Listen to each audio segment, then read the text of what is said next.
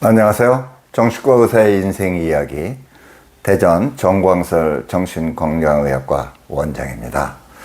네, 오늘은 관계에 대한 생각을 나눠볼까 합니다. 아주 서양서도 그렇고 요즘에 우리나라에서도 그렇고 이 노인 문제가 참 사회적인 큰 문제로 대두가 되죠. 근데 많은 경우에 노인들을 어렵고 힘들고 우울하고 이런 식으로 표현하는 경우가 많은 것 같습니다. 자타가 그렇게 생각하는 것 같아요. 노인은 힘들고 어렵다. 그래도 노인으로서 괜찮은 노인이 되려면 무엇보다 중요한 게 관계다. 그래서 좋은 관계를 갖고 유지하고 그런 사람들은 노후가 그래도 괜찮을 가능성이 높다. 옛날에 젊었을 때 동창회 나갈 때는 그렇게 많이 모이지도 못하고 그랬었는데 그때는 서로 다 바빴죠. 근데 요새는 이제 아주 많이 모이는 모습을 보면서 참 좋다, 부럽다. 저는 잘 참석을 못해서 좀 미안하긴 하지만 그래도 이렇게 지켜보면서도 마음이 참 흐뭇하고 뿌듯하고 그런 느낌을 느낄 때가 많습니다. 관계라는 게 참 중요하죠.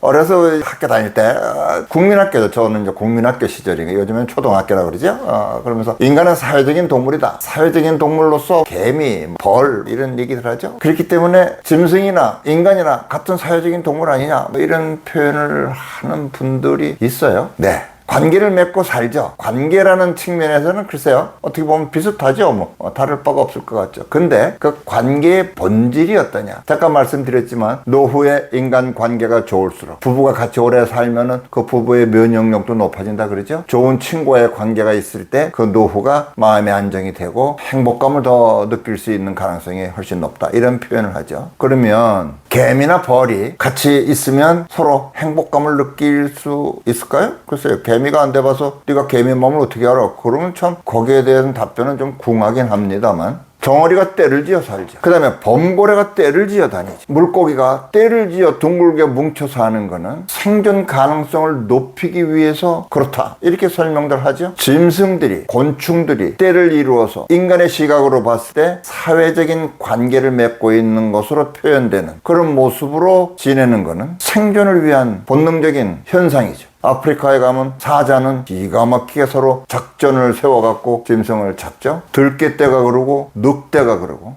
근데 그 모든 건 제가 이제 생각할 때 관계가 참 중요하지 않습니까? 인간 관계가.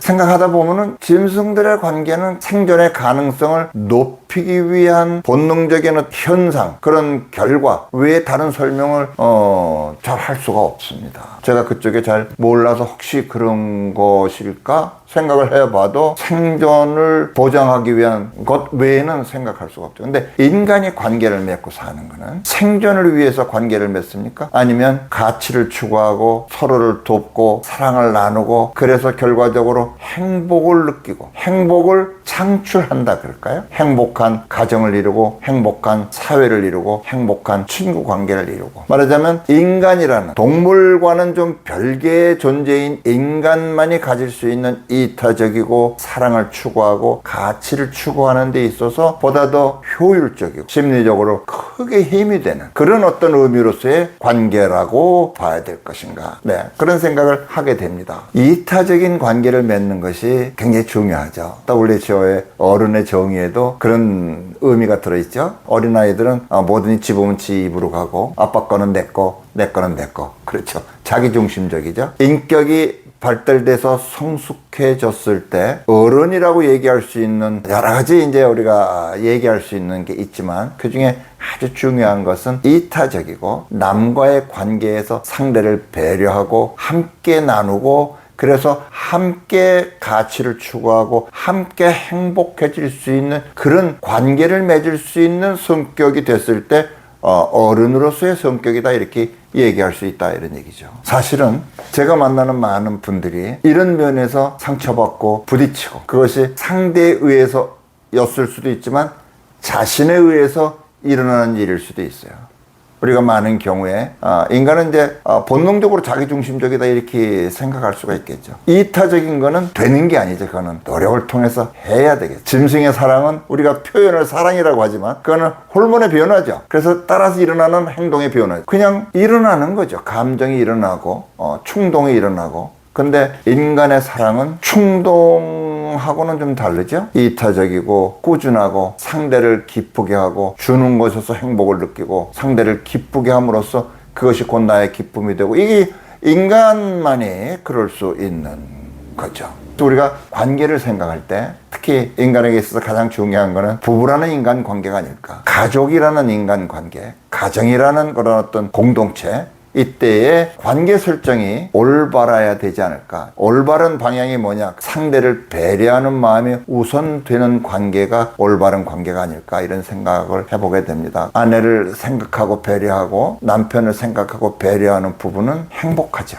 그 행복은 어려움 속에 있을 때 더 빛나게 됩니다. 모든 것이 갖춰져 있고 풍족할 때는 서로에 대한 배려가 별로 느껴지지 않는데, 진짜 어려울 때 사랑의 관계를 맺는 것은 굉장한 힘이 되고 창조적일 수가 있죠. 관계를 생각할 때마다, 그리고 그 관계 때문에 어려움을 겪는 분들을 제가 대할 때마다 이 관계의 소중함을 깊이 깨닫고, 특히 상대방에 대한 배려, 상대를 기쁘게 해주는, 상대가 나로 인해서 행복을 느낄 수 있게끔 노력하는 그런 관계를 맺고 살아가는 이 사회가 됐으면 하는 바람을 많이 갖게 됩니다. 오늘 관계에 대한 생각을 나눠봤는데요. 사회적인 동물이다, 그런 말에 우리가 매몰되지 않는, 인간의 관계는 좀 특별하다, 상대를 사랑하고 함께 행복을 일구고 가치를 추구하고, 그런 의미에서 우리의 관계가 이렇게 소중하구나, 이걸 느끼면서 하루하루 살아가는 우리 모두가 됐으면 해서 오늘은 인간 관계에 대한 생각을 나눠봤습니다.